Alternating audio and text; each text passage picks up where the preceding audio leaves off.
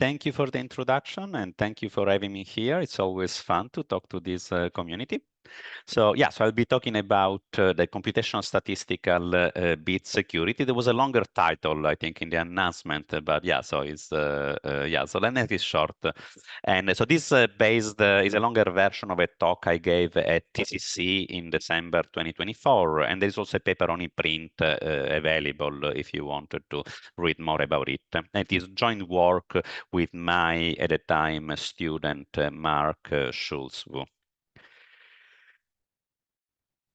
So before we get into the technical matter of the talk, let me give a little bit of a general introduction. So the main questions that I will be addressing today are one, how should security be quantified? So we typically measure security in bits in cryptography, even if it's not always clear what a bit of security is. What does it even mean to say that something is 100 or 200 bits secure? So this is something that is very important. It is important when choosing the parameters of a scheme to achieve a target level of security, which is required by an application area. It can also be useful to compare different solutions to the same cryptographic problem. And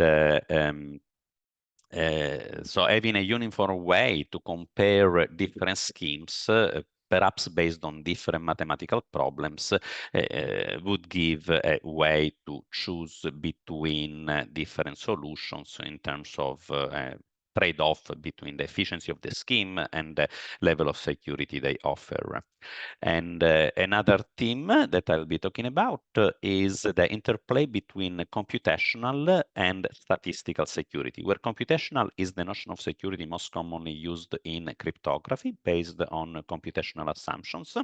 And statistical security is, in some sense, a special version when the running time of the adversary cannot be used to improve the success of the attack.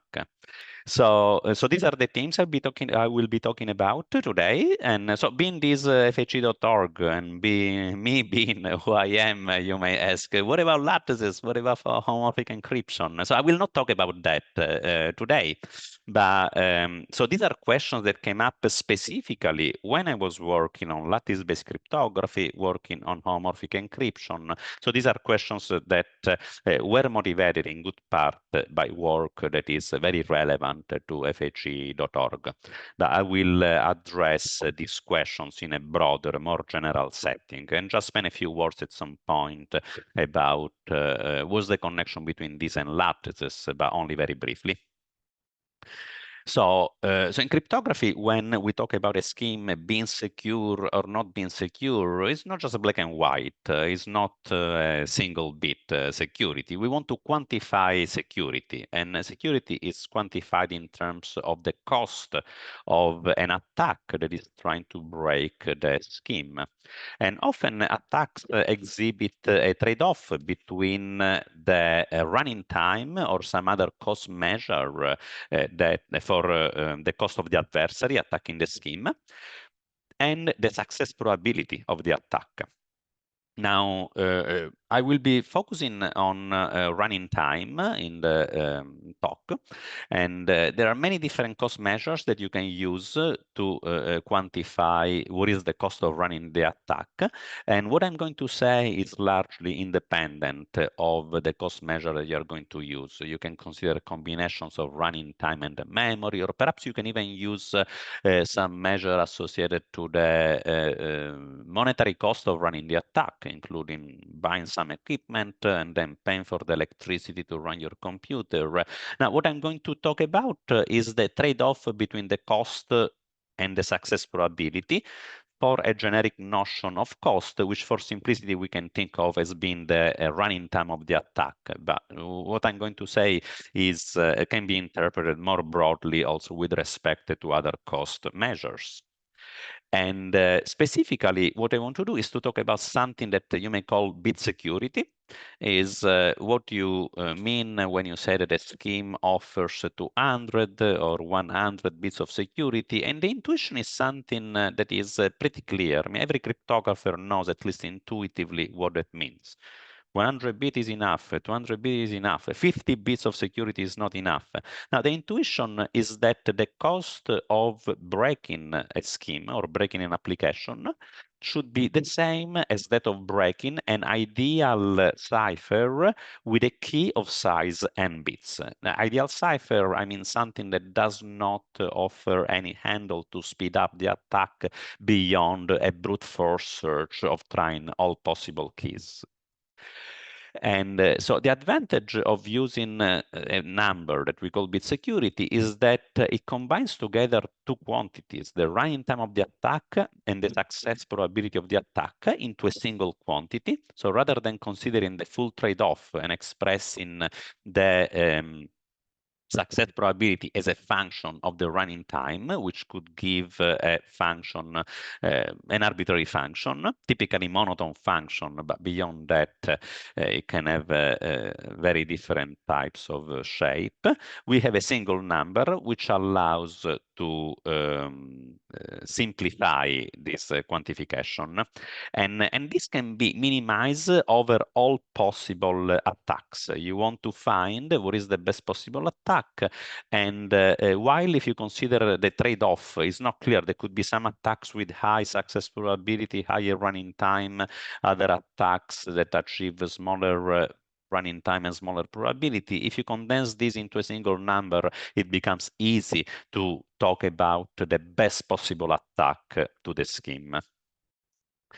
Now, for certain problems, specifically search problems, think of a key recovery attack where you can verify the correctness of your solution, which is typically the case in key recovery attacks.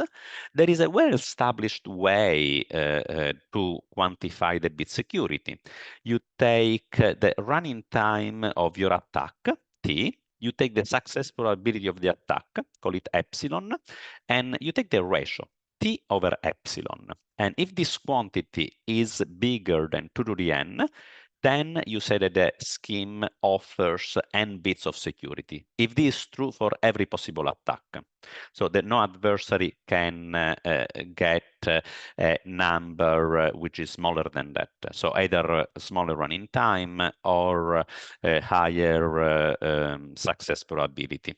Now here in the picture, so this is just for illustration purposes. So there are all these blue lines corresponding to possible different adversaries, each one having a certain running time and achieving a certain success probability. And for every running time, you may have that there is a different attack that achieves the best probability. Similarly, for every probability, different attacks may be the best one. And the bit security gives a trade-off, which if you plot the time and the success probability on a log-log scale, is a straight line. And when we say that a scheme has n bits of security, we are saying that all the possible adversaries have to be in this region, which is above the red line corresponding to the slope that represents n bits of security. And the reason this is defined as T over epsilon is that you can always increase the probability of an attack of this type by repetition. So if you can check if your key was correctly recovered, you can run your attack, check if the answer is correct, which typically can be done at a negligible cost very easily. And you can repeat the attack until you find the correct key. And basic probability shows that the expected number of repetitions is 1 over epsilon. And if you repeat a few more times, you can easily make the success probability exponentially close to 1. So there is no need to define what running time T represents an efficient attack here, or what success probability epsilon is high enough to consider the attack successful. You can consider the trade-off between these two quantities and get this number, which captures all possible attacks with different running times and different success probability. Now, so that was for search problems, but many problems in cryptography, in fact, the most interesting problems in cryptography, they are decision problems where you have to distinguish between two possibilities. And so these include the security of pseudorandom generators, pseudorandom functions, the standard notions of security for encryption, like INCTA, INCCA, zero knowledge, and so on. So you're trying to distinguish for example, the output of your program from a truly random string, in the case of PRG. Or in zero knowledge, you are trying to distinguish the knowledge you can extract from running the protocol interacting with the prover and the knowledge, the output of a simulator that by definition doesn't have the information that you're trying to hide. Now, for decision problems, it's not quite clear how to combine the success probability and the running time. Now, here the success probability is always at least 1/2. If you are trying to guess the value of a single bit, you can always guess it with probability 1/2. So a typical, the traditional way to combine these two quantities is by defining the advantage delta of the attack to be 2 epsilon minus 1, where epsilon is the probability that the adversary outputs the right bit. You can also think of it as epsilon, the probability that you give the correct result, minus 1 minus epsilon, which is the complementary probability, the probability that you output the incorrect bit. And the difference is 2 epsilon minus 1. And then you can take the ratio, T over delta. However, this is something that does not produce meaningful results. Specifically, so standard, well-known results in complexity theory show that if you were to take this as a definition, then you would get into the paradoxical situation where certain functions could be more secure as a pseudo-random generator than as a one-way function. Now, one-way function is a search primitive. It's also something that you can easily verify. So we know how to define bit security. PRG, pseudo-random generators, are a decision primitive, a decisional security property. So you could use this T over epsilon candidate definition for bit security. So if you were to use these definitions, then you would find that PRG offers twice as many bits of, could offer twice as many bits of security than the same function, just against an inversion attack. Now, this, of course, makes no sense. It's against the intuition because pseudo-randomness is a stronger security requirement than one-wayness. So the number of security bits of a PRG should be no more the number of security bits of the same function as a one-way function. So the question is there a better, more meaningful way to define the advantage and then considering the trade-off between running time and success probability? Now, all this is something that I had addressed already a while ago in a paper with Micciancio Walter back in 2018. And but before then, the situation was roughly the following. So there was a clear intuition, which was what we want to capture with bit security or with security more generally, is that the cost of solving a decision problem with high probability should be high, should take a very high amount of time. And in the theoretical asymptotic framework, this is something that can be done in a fairly robust way, considering the notion of negligible or non-negligible advantage and polynomial versus super polynomial running time. So you could say that a decision primitive, say a PRG, is secure if no polynomial time adversary can predict the bit with probability which is better than 1/2 by a non-negligible amount. And the same can be done for pretty much every decisional security property. However, this is just telling you as a yes or no answer to the question, is this secure? So if you wanted to quantify the level of security, Then the common practice was to follow the concrete security framework, which prescribes that you consider the trade-off between T and epsilon. So there is not a single number quantifying the security. And the common wisdom at the time was that there was no meaningful way to define what high enough means. And the reason is that for any given epsilon, take epsilon, say 99% or 99.999%. So for any fixed value of epsilon, it is very easy to come up with protocols which are secure, which would take an exponential amount of time if you aim to achieve that success probability. But if you just change this epsilon threshold just by a tiny bit, the protocol becomes completely insecure. So it was not a usable and robust notion of bit security.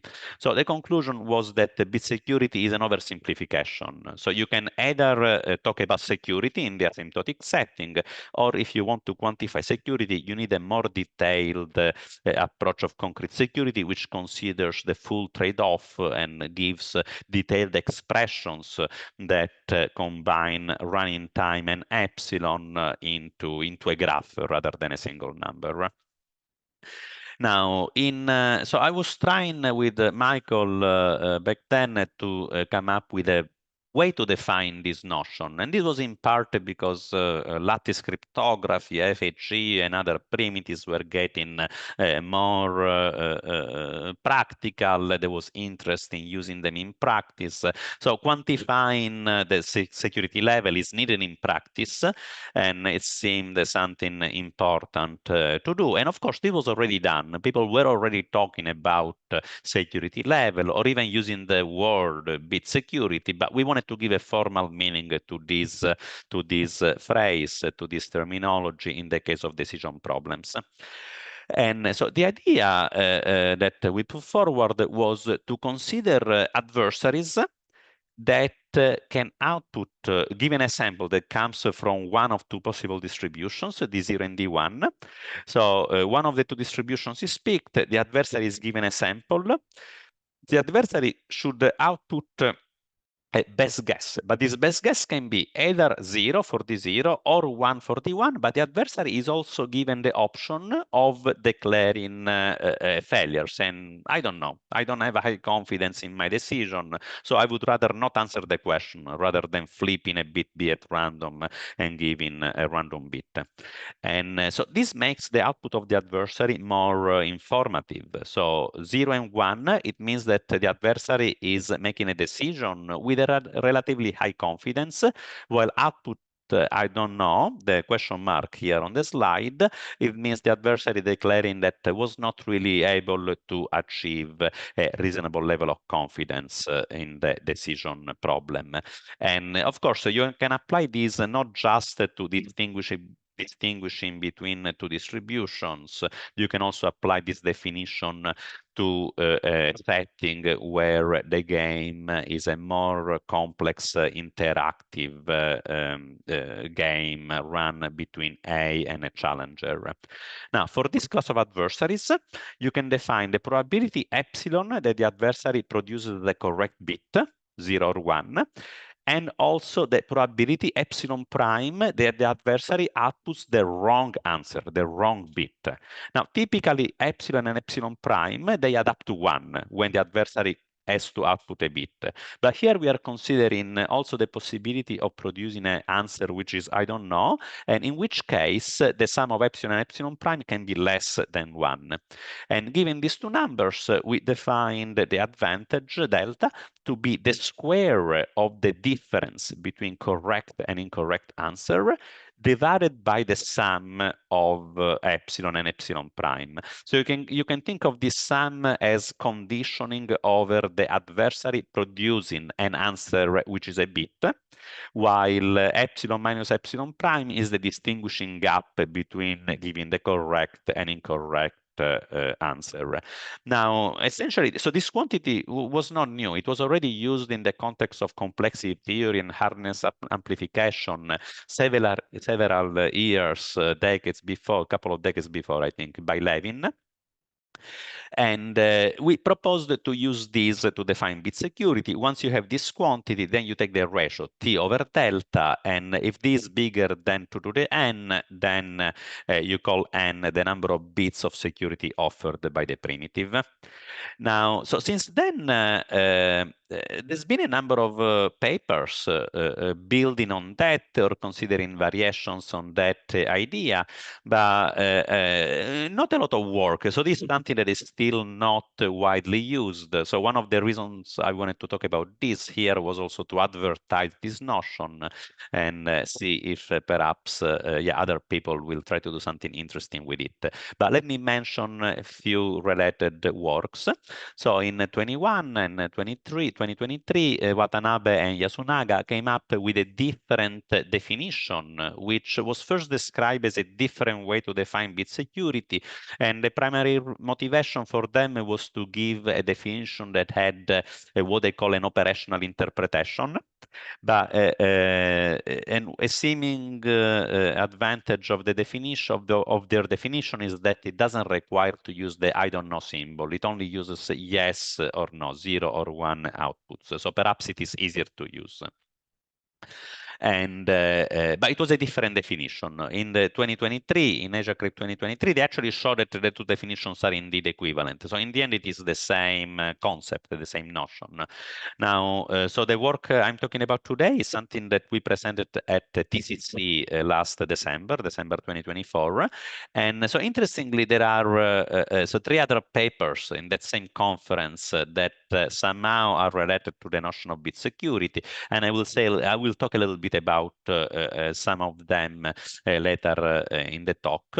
There's a paper by Lee, this paper by Watanabe and Yasunaga I already mentioned, and one last paper by Velice, Agarwal, and Ming. And there've been also a couple of papers that used this notion of bit security to improve the parameters of cryptographic constructions. Once you change the definition that is used to measure a concrete security level, then what solutions achieve or do not achieve 128 bits of security, of course, changes. And you can set up your parameters differently. And there is one paper by Abla, Liu, Wang, and Wang that in 2021 that improved the parameterization of certain IBE schemes using identity-based encryption schemes using this notion. And the work that brought me to keep working on this was a work on approximate FHE with Mark Schultz, that is an author of this, the current work as well, and also Bayu Lee and Jessica Sorrell in 2022. And let me tell you what we did. What is the last thing? So our goal in this paper was to try to build up a framework, a toolbox to make this notion easier to use. If people were not, I think the notion is good, it's interesting, it's something that should be used everywhere, but perhaps it was too hard to use or even to understand. So we tried to further develop a toolbox that was already outlined in some of the previous works. And for example, one of the things that we did was to characterize what is the best statistical adversary to a decision problem, which for the case of the standard notion of security is pretty obvious, but once you have adversaries that output 0, 1, or I don't know, then the question immediately becomes quite a bit trickier to answer. Now, we clarify the equivalence between our notion and the one proposed in the WY paper. And then we also investigated a notion that combines computational and statistical security, which is directly motivated by problems in lattice cryptography and approximate FHE. And in particular, we show that even using this quantitative notion of security that combines computational and statistical parameters, you can use the standard cryptographic security analysis techniques which are commonly employed in cryptography, like distribution replacement theorems and hybrid arguments. And in the process, we also consider a wider class of adversaries that rather than having an output which is 0, 1, or I don't know, they have a whole range of confidence levels. You can think of the decider to output a number in the interval between -1 and +1. And the sign of the value that you output is your decision. Is it the sample from one or the other distribution? And the absolute value represents the confidence of your decision. So you can think of 0, 1, I don't know as a special case where 0, 1, I don't know are represented as 1, -1, and 0. And so we introduce these more general adversaries because it is useful for technical reasons. It allows to use analytical methods and continuous mathematics to optimize certain problems. But we also show that they are equivalent. So the best advantage that you can achieve using these adversaries is the same one as the one of the aborting adversaries of MW. So you can also interpret this as showing that the notion of bit security put forward in our paper in 2018 is robust. So these further extensions to even broader classes of adversaries do not substantially change the picture of what is the concrete security level offered by a primitive. Okay, so let's start talking about the more technical results. Statistical security is interesting because it is easier to analyze and it is used in many places in cryptography, often in combination with computational security. Now, the statistical security is defined by looking at the success probability of the best possible attack, regardless of the running time of the attack. We may still measure other quantities, for example, the number of Oracle queries made or the number of users in the systems, but there are no computational assumptions, and we do not worry about investing more or less computational time. Now, the main advantage of statistical security properties is that they are easier to analyze. The analysis often boils down to probability computations. And statistical security is closely related to dissimilarity measures, which have been used, widely used in statistics and in many other areas of applied mathematics. And some of these notions are the total variation distance, also called the statistical distance in cryptography, the KL divergence, Renyi divergence, Ellinger distance. And some of these notions were already used in some lattice cryptography papers. For those familiar with the lattice cryptographic literature, you may have seen some papers that improve the analysis of certain cryptographic primitives, for example, using the Renyi divergence. And it implies computational security. If a cryptographic primitive or application is secure, even when the adversary has unlimited running time, then it is also secure against the computationally bounded attackers. Now, consider this setting, and now ask the question, what is the best adversary to distinguish between two different distributions? Now, you are given a sample. Here in the picture is either from the green distribution, D1, or from the orange distribution, D0. And the adversary has to output either 0 or 1. Now, what is the best answer? Now, if the adversary is bound to choose between the two, then it is pretty intuitive that the best adversarial strategy is to pick the distribution. Given a sample X, the adversary should pick the distribution that has the highest probability for that specific sample. So you want to select the distribution for which the output of A has higher probability of providing the other answer. However, if you introduce the possibility of declaring failure of the adversary declining to answer, then, well, if the two distributions have exactly the same probability on that sample, then it makes sense for the adversary to say, I don't know. But in this specific case, it makes no difference in terms of evaluating the overall security.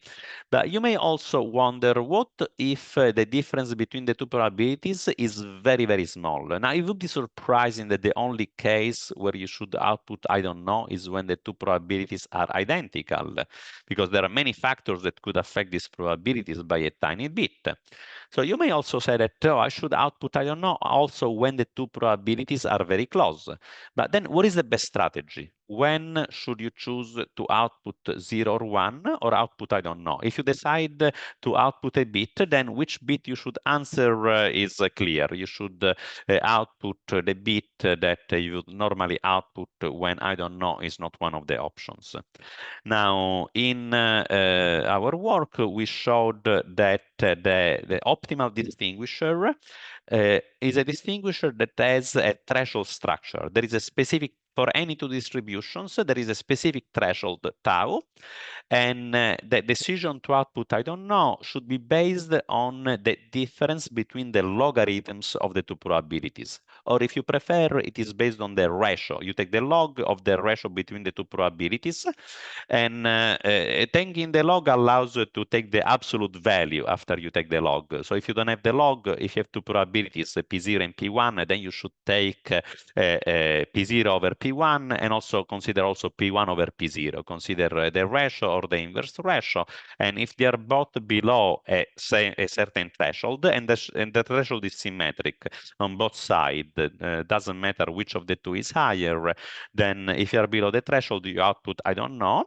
And moreover, the optimal threshold is this specific function. I have no intuitive explanation of why this is the correct answer, but we were able to derive this formula using mathematics, showing that the best threshold is this relatively simple function of this quantity, epsilon over epsilon plus epsilon prime, which you can think of as the conditional success probability of the adversary. So epsilon is the probability that the adversary succeed, outputs the correct bit. Epsilon plus epsilon prime is the probability that the adversary outputs a bit, 0 or 1. So we are conditioning, assuming that the output is not, I don't know. And for some reason that, again, I have no clear intuition why, there is this magic number, the logarithm base 2 of 3. So that's the best, that's the worst. So if you maximize this function, you will see that it is going to be at most logarithm base 2 of 3. So if the threshold is above this quantity, then you should definitely output 0 or 1. When it is below that, then you may want to output, I don't know, depending on your conditional success probability.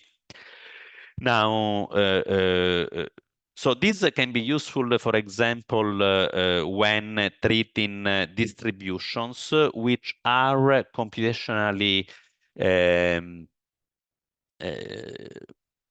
easy to distinguish. You know how to compute the probability. You know how to evaluate which probability has a higher P for a given sample. So there is no computational problem involved, but these, they still come up quite often in cryptography. For example, when you're taking an easy to sample distribution, which is used in the implementation of the protocol, and another distribution which is mathematically nicer, and that's what you want to use in the theoretical analysis. And then evaluating the distance between the two distributions can give useful information on how security changes when you replace one for the other. I will talk more about that when we get to probability replacement theorems. Now, let me move to the second topic, which is why do you want to combine statistical and computational security? Now, the difference, so one way to make a distinction between the two properties in the statistical setting, there is no computational assumption, and security analysis is just a probability computation. In computational security, you are assuming that some problem is computationally hard, And so the analysis depends on the conjecture hardness of this problem. So this is often based on the complexity of the currently best known attack, best known algorithm to the underlying mathematical problem. And since there is always some uncertainty, we don't know how to prove non-trivial lower bound on the complexity of problems. The complexity of a problem is somehow based on our best understanding of it. Now, because of this reason, and also to anticipate the possible discovery of newer, better algorithms for the mathematical problems, it is common practice to use much higher levels of security when we measure computational security rather than statistical security. So typically 80 bits or even 60 bits of statistical security is considered a reasonable choice. Now, that's something that would not be considered a good level of security in the computational setting, where, for example, you may gain a factor 2 to the 30 in advantage by investing 2 to the 30 running time, which is perfectly reasonable and feasible. So you can improve the probability using running time, and you want at least 128 or perhaps even more, 256 bits of security to be on the safe side when working in the computational setting. Now, interestingly, in many applications, you want to combine primitives that use computational security and primitives that use statistical security. You use a combination of the two things. And a typical example is what we did in this paper on approximate homomorphic encryption, where we wanted to address some information leakage problem associated to computing on encrypted data, but in an approximate manner. So we had discovered the year before, actually, I think this should have been 22, not 21. So in 21, we discovered that you can have some information leakage which brings a total insecurity. You can totally recover the key of a scheme, and you can use statistical techniques to hide this information leakage. But since these are statistical techniques, for efficiency reasons, you would like to instantiate those techniques using much smaller numbers than what you would do for computational security. Now, interestingly, when you combine the two notions, it's not entirely clear what you should do. So you may think of a combination as something which is both computational secure and statistically secure, but that's in fact is exactly the opposite of what you should do. So we suggest the following notion that combines computational and statistical security techniques.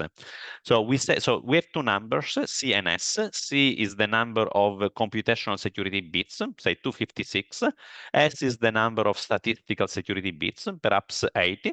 If you want, you can combine them into a single number, perhaps taking a weighted combination of C and S, if you like, but leaving aside the right way to combine these two numbers together. So when should you say that you are achieving this level of security? And we said, so we suggested in this paper, in order to efficiently instantiate a certain security countermeasure to recover security in the approximate encryption setting, we said that we achieve CS bits of computational statistical security if for every possible attack A, either the success probability is very small, meaning at most 2 to the minus S, or the trade-off between the running time and the success probability, T over delta, for this delta that we defined using epsilon and epsilon prime from the previous slide, if this trade-off, if this ratio is at least 2 to the C, where S and C are two possibly different numbers. Now, pictorially, you can think of statistical security as everything that is above this purple line. So all the adversaries above the purple line are allowed because they're achieving small success probability. And below the purple line, you have the adversaries that should not happen, something that achieves high success probability and you wanted to rule out. And in the computational security setting, you have a line with a slope. The intercept of this line with a y-axis is minus c. I'm using minus s and minus c so that the graph is in the correct direction. So if you go up, you are getting weaker attacks. And anything above this line is an adversary which is either achieving small success probability or high running time for some combination of these two quantities. Now, if you look at this definition, it is an or. Every adversary must be either above the purple line or above the red line. So the class of adversaries that you are ruling out are those in the intersection of the two epigraphs of the two lines. Now, notice that an adversary satisfying this notion may be neither statistically secure with S bits of security, nor computational secure with C bits of security, because you could have an adversary A1 here, which is breaking the red security property, or you could have an adversary A2 here, which is breaking the purple security property. But however, if morally you're fine with S bits of statistical security and C bits of computational security, then you should be fine with this combination. You know that the attack will have either a very small success probability or a bad trade-off between success and running time. So this is what we used to address a concrete problem of how to instantiate this concrete security treatment of applying statistical countermeasures to computational primitives. So this is a definition. But once you have a definition, you have to use it somewhere. And once you change the definition, then the way to use it can easily get different and more technical. So we looked into two of the most common techniques used in cryptography. And one technique is the distribution replacement. So assume that you have a decision game, a security property, which is parameterized by a distribution X. And there are two games, G0 and G1. You're trying to distinguish between these two possible words. And both words are parameterized by distribution X. And assume that when using distribution X, you can prove that the scheme is secure. However, X is not the distribution you want to use in practice, maybe because X is very hard to sample in a practically efficient manner. In practice, you want to use an approximation to distribution X, and let's say that this distribution is Y. Now, we show that if X and Y are CS indistinguishable, so the decision problem of distinguishing between X and Y is hard according to the definition we proposed, and if the game G is also hard with respect to one of these distributions, say X, then you can conclude that when you replace X with Y, then you still get a hard game, achieving a concrete level of computational and statistical security, C prime S prime, which is essentially the one of the original game and the distinguishing problem between the two distributions. And so this is generalizing. Similar theorems had been proved before. In our first paper in 2018, we have shown that this is true when X and Y are statistically close. And G is a statistical problem or even a computational one if you just look at computational security. And in 2021, this had been extended to the case where X and Y are computationally indistinguishable distributions. distributions. And here we show that the same holds true even when using this combined notion of computational statistical security. Now, second technique is the hybrid argument. This is very, very common when you build a complex application out of many cryptographic building blocks. So you may use a signature scheme, a decision, which is a search primitive. You may use an encryption scheme or a PRG, a PRF. And the way you show that the application game, which is distinguishing between the two extreme distributions in the hybrid, H0 and HN.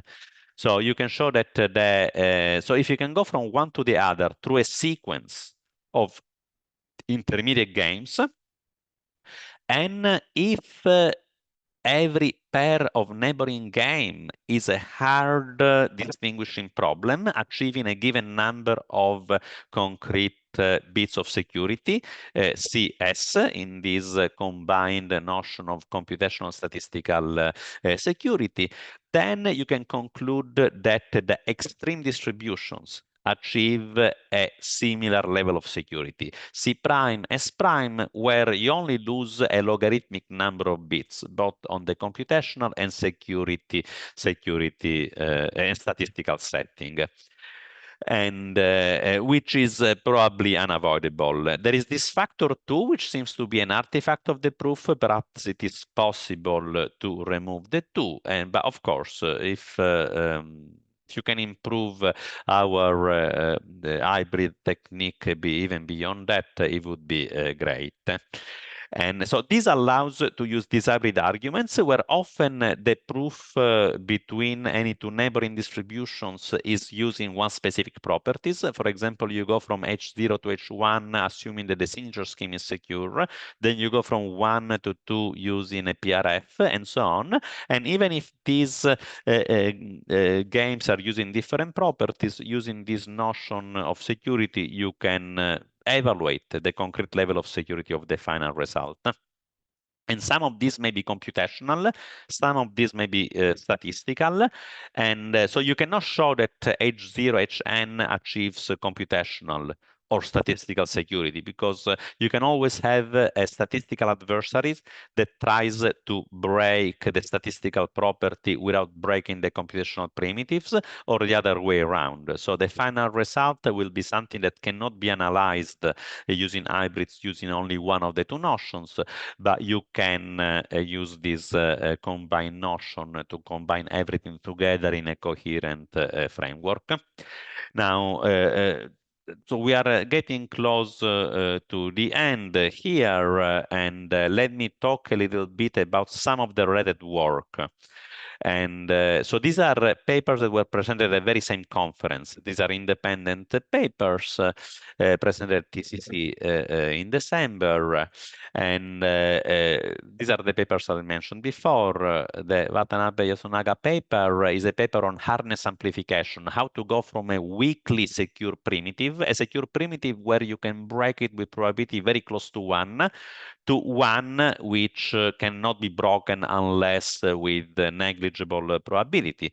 Now, interestingly, even if perhaps it's not done explicitly in that paper, you can formulate the result using this notion of computational statistical security. More specifically, the weak unpredictability can be described as something that is achieving let's call it N0 CS security. 0 is not really exactly 0, it's 1 over poly, something very small. So you're achieving N bits of computational security, or almost 0, but some fraction of a bit of statistical security. That means that you cannot predict your output with probability extremely close to 1. So that's very weak statistically, and you can interpret the result as a way to transform this N0 CS security into NN, which is full computational security. Now, the other paper is considering a weaker notion of security, which to some extent can also be described as an instantiation of this CS, but where the red line has a very steep slope. So it's a vertical line. So they are considering security against adversaries which are bound to run in polynomial time. So super polynomial is just not allowed. And then you only quantify on the success probability of the attack. And here from the picture, you see that you get something that can be described as ruling out adversaries in a certain region of the graph, which is the intersection of everything that is above the purple line, that's the computational security, of everything which is to the left of the green line, which is the statistical security, but you take the intersection of these two regions. Okay, so to conclude, I told you that I was going to say at least a couple of words about lattices, which perhaps it is expected when I'm giving a talk. So let me tell you what are some settings where this comes up, or where this is not something we did in our paper. Think of it as a side remark or suggestions for things to yet to be done. One is to look at the relation between search and decision LWE. Now, so these are problems central in lattice cryptography. Applications typically rely on decision LWE. Algorithms often try to solve search LWE, or search LWE is the one that more directly is justified by worst case, average case connections. And the tightness of this reduction is something that has already been considered before. For example, so Regel reduction is very loose in terms of sample complexity. You can go from a decision to search, but with a blow up, a polynomial blow up in the number of samples. Now, in 2011, with my former student, Pedro Small, we looked at whether it was possible to give a sample preserving reduction. Now, you can ask a similar question about tightness of these reductions with bit security. Can you give a bit security preserving reduction between search and decisional WE? And so perhaps it is easy, perhaps it is hard. It's something that I didn't look at the details of it. And of course, you would like to do that also in a way that is sample preserving. And another thing that can be done using this notion is to compare the cost of different attacks to LWE. There are two main classes of attacks beside the combinatorial ones. One is to solve the primal LWE problem, which is typically a search problem. Recover the secret or recover some secret vector in a random lattice problem. There is also a dual attack, which what it does is to try to find a short vector in the dual lattice and then use that to take a decision on the primal lattice. Now, these are called the primal and dual attack to LWE. And so if you search the literature, you will find several papers, some of them doing one, some doing the other type of attacks. And you will even find conflicting statements about which of the two attacks is best.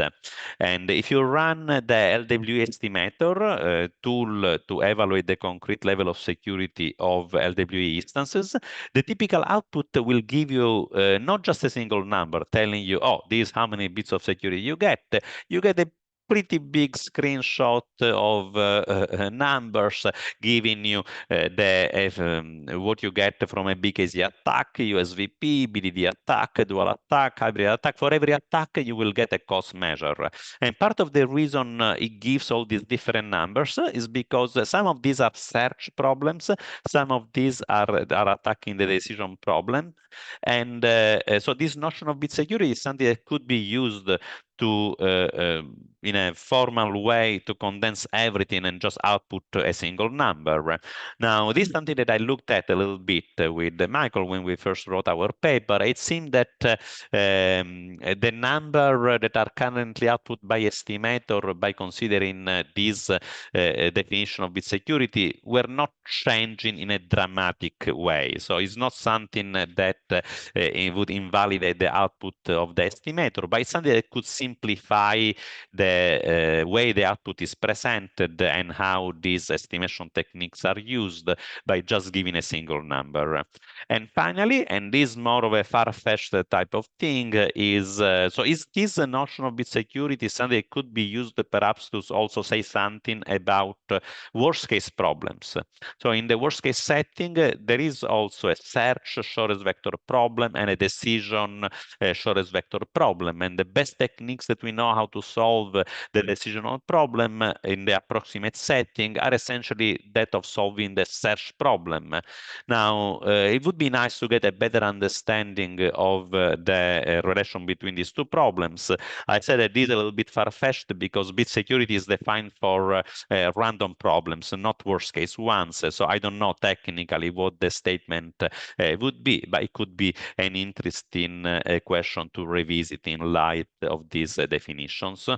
So, okay, let me conclude with just some brief summary of what we did and what I think could be interesting to do next. So, we formalize the notion of security, which quantifies the security in bits with a precise definition, which seems to match also the intuition that cryptographers have in practice. And so this notion seems interesting and relevant both from a theoretical and practical point of view. It requires a little bit of work. I don't want to lie about it. Analyzing security of decision problems using adversaries that can also output, I don't know, requires more work than just saying 0 or 1, but it seems worth it. It gives some useful and more usable information that can more easily be combined when analyzing more complex protocols that mix computational and statistical search and decision primitives. And we started developing a toolbox to work with this notion, and but it's something that you can build on. And the toolbox so far seems to be pretty similar to the traditional tool. Now, there's a paper out that you can find on ePrint, or you can look at the preceding versions from TCC. And so what could be done next? Well, the main thing is to try to use this notion. So I mentioned a few works that were done since then, but not a lot. It's a notion that still has not seen widespread adoption, but I think is something that could prove to be quite useful when looking at problems, not just in a purely theoretical manner, asymptotic security, but when you want to measure security in a concrete but still practical way. And something that can be done is to revisit the non-reductions and proofs in light of this definition and see to what extent they change. For example, this hardness amplification is something that falls in this category. And you can also compare different attacks, like the search, the primal and dual attack to LWE could be performed using this definition. And I think the definition, I'm pretty sure that we nailed it at this point. This is how security should be defined. Bit security should be defined for bit security. But of course, if using this notion, you find out that, oh, you need some further refinement, perhaps there is more to say about the definition. But it would be nice to either so reach some kind of consensus that, yes, this is the right definition for bit security of decision problems, and then use it in a consistent way everywhere, so that when we say bit security, we know what we mean and how it is measured, or if needed, further refine the notion.